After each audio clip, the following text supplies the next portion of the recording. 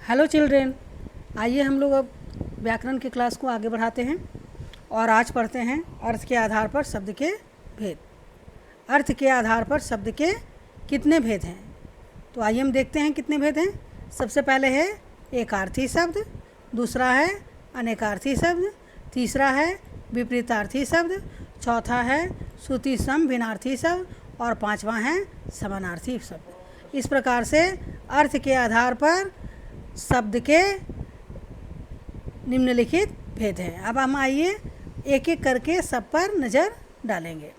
पहला है एकार्थी शब्द। एकार्थी शब्द क्या होता है? वे शब्द जिनका निश्चित अर्थ होता है एकार्थी शब्द कहलाते हैं, या फिर हम कह सकते हैं जिन शब्दों का अर्थ सदा एक ही रहता है एकार्थी शब्द कहलाते हैं। यानी ऐसे शब्द कभी भी किसी प्रसंग में, किसी वाक्य में अपना अर्थ नहीं बदलते, जैसे गाय, जैसे लड़का, महल, पुस्तक, घर इत्यादि। ये सारे शब्द जो हैं हर जगह एक ही अर्थ लेकर प्रस्तुत होते हैं। ऐसे शब्द एकार्थी शब्द कहलाते हैं। अब दूसरा है अनेकार्थी शब्द।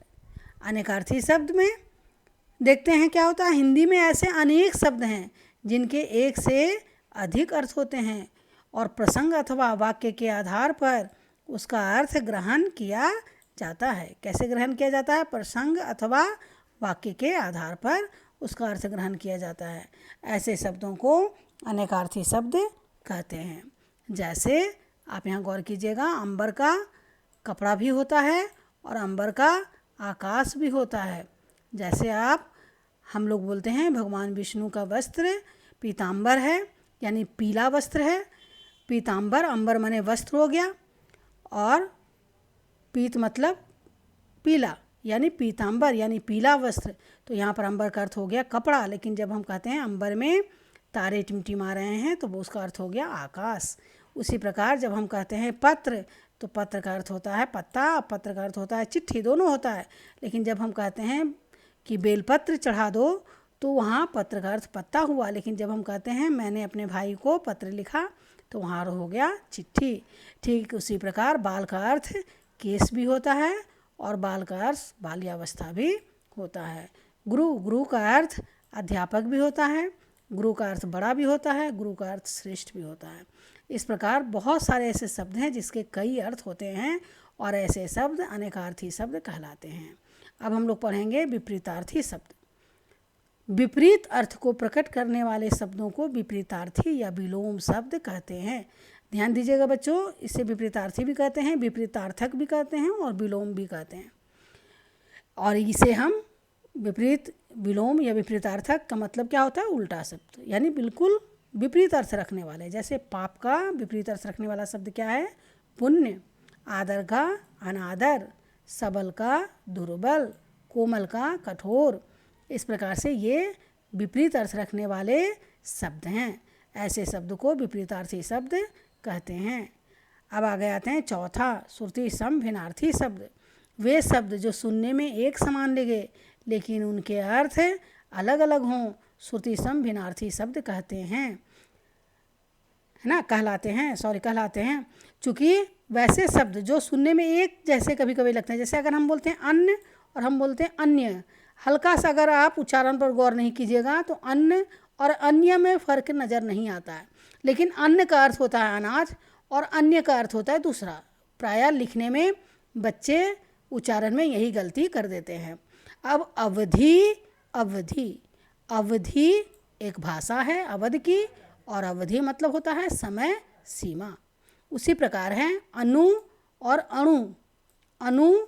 अणु। बहुत लोग अणु और अणु का उच्चारण एक जैसा कर देते हैं, जबकि अणु का अर्थ है पीछे और अणु का अर्थ है कण। उसी प्रकार अविराम और अभिराम। अविराम का अर्थ है लगातार और अभिराम का अर्थ है सुंदर। इस प्रकार बहुत सारे शब्द हैं जो सुनने में एक जैसे लगते हैं लेकिन उनके अर्थ अलग अलग होते हैं।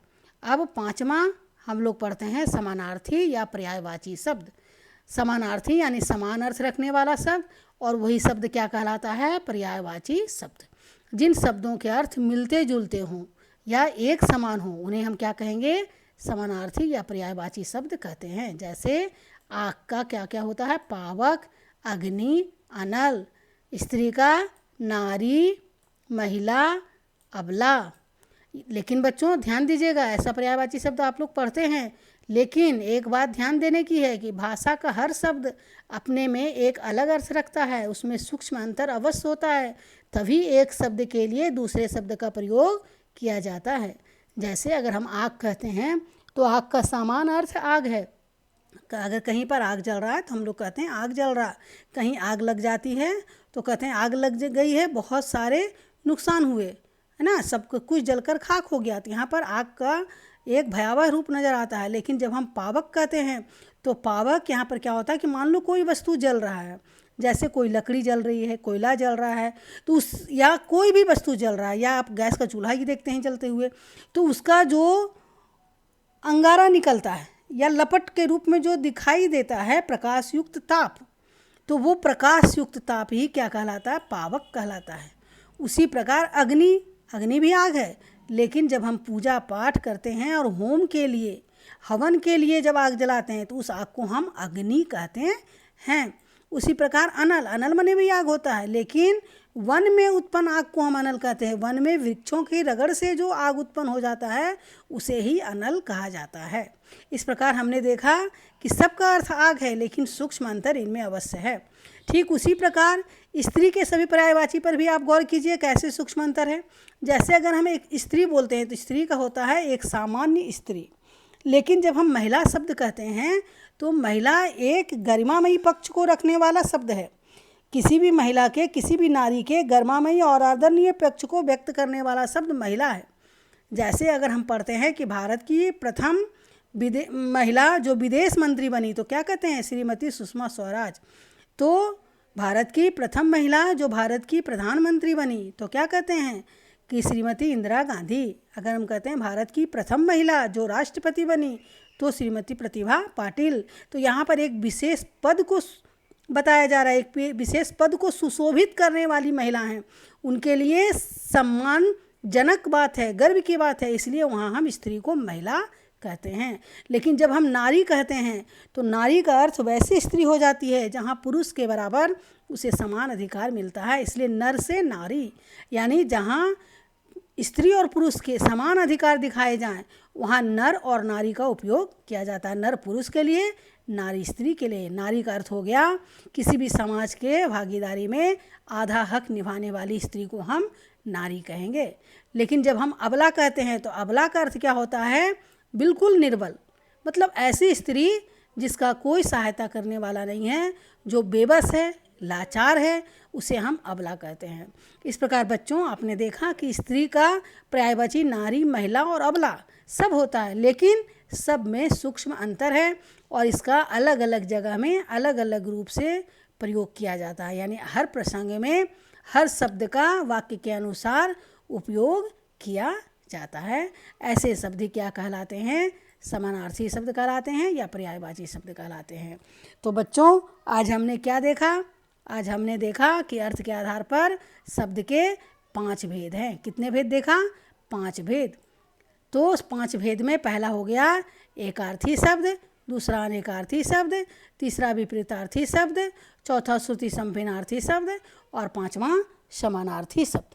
जैसे ध्यान दीजिएगा, एक अर्थ रखने वाले शब्द एकार्थी शब्द, अनेक अर्थ रखने वाले शब्द अनेकार्थी शब्द और विपरीत अर्थ रखने वाले शब्द विपरीतार्थी शब्द। जो सुनने में एक जैसे हों लेकिन अर्थ अलग अलग हो, श्रुति संभिन्नार्थी शब्द।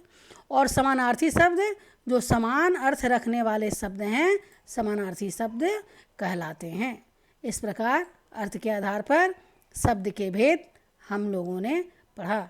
अब बच्चों आज का आपका होमवर्क है अर्थ के आधार पर शब्द के भेद याद करें। अब आपको अर्थ के आधार पर शब्द के भेद याद करना है। इसे आप ध्यान से पढ़िएगा, समझिएगा और याद कीजिएगा। धन्यवाद।